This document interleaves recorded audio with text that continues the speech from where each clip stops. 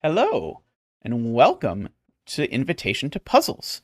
Today we have An Easy as ABC by chebunanntoka. As my brave effort at saying that. Let's have a look at how these puzzles work. This is kind of Sudoku-esque in a weird way. Every row and column has exactly one of each letter from A through D, which means that in this puzzle, one cell is empty. There are versions of these puzzles that have different collections of letters that you are allowed to use. You can keep that in mind. Some of them have A to C, some of them are different sizes. Clues outside tell you the first letter seen from that side. So be it an A, B, C, or D. So this is saying if I look here, I can look across as many empty cells as I want, although I suppose at most one in this puzzle. The first letter I encounter is an A. All right, likewise here it's a D, and so on. All right, so link in the description if you want to give it a go. And I'm going to give it a go now. So let's get started. And so the thing I see is that this D, I could corner mark in one of these two cells if I wanted. So the D can't be any later than here within this column. That's because if it was, then I would see a letter before I saw the D, because there's only one empty space. So therefore, this cell is in fact empty. And now once it's empty, I know that this is a D, because again, all of these are full. They all have letters in them.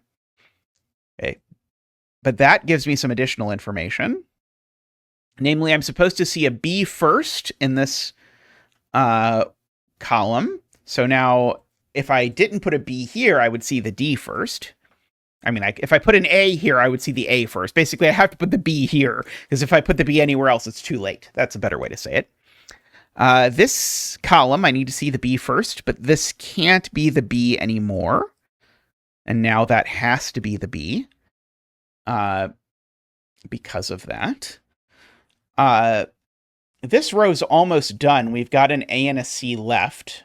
And I know which is which because this one can't be the A. That is much too late in the column where I see the A first for the A to be. I'd have to shove every other letter after this. I cannot do that. So that is the A. That is the C. Now, that tells me where the C is within this row. Because remember, the C is in one of the two first spaces. And it can't be that one because that column already has a C, so it's there.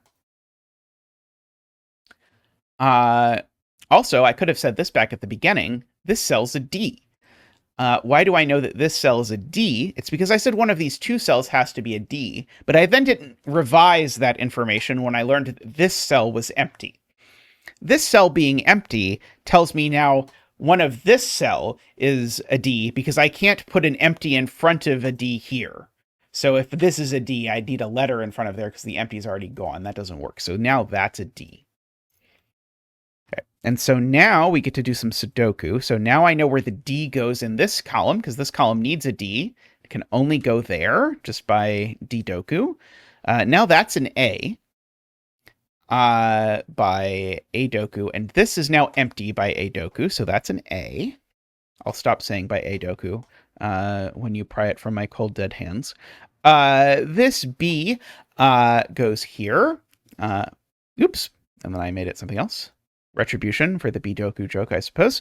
That is a D over here. Okay, now that A tells me that that's the A and that's the C. That B tells me that that's the B and that's the C. That B tells me that's where the B goes, so that's the C. This cell is now a naked single nothing, is my favorite Sudokuism, because it's not A, B, C, or D, so it's nothing, which means that's the last empty cell, because the empty cells have to not see each other. And so now that's a D, and that is an A, and then we have the puzzle done. So a lovely little introduction here to this genre. I've seen this genre floating around a lot on like games in like the Apple App Store. I think I have one on my phone or something. So you'll see a bunch of versions of this kind of puzzle. But I hope you enjoyed that. I hope you had a good time. And I hope you'll leave a like and a kind comment below. Consider subscribing. Consider subscribing on your friends' phones when they're not looking so that we can get some extra subscribers from their accounts as well. Also, if they've already entered their credit card information on their phone, you could consider some mild fraud to support the channel that way. Or if you really, really like the channel, you could support the channel with your own money instead of your friends' money. Whichever way works for you, we're happy to have it just the same. So thank you for whatever you do to support the channel and support the content. Thanks for watching, everyone. I'll see you next time. Bye for now.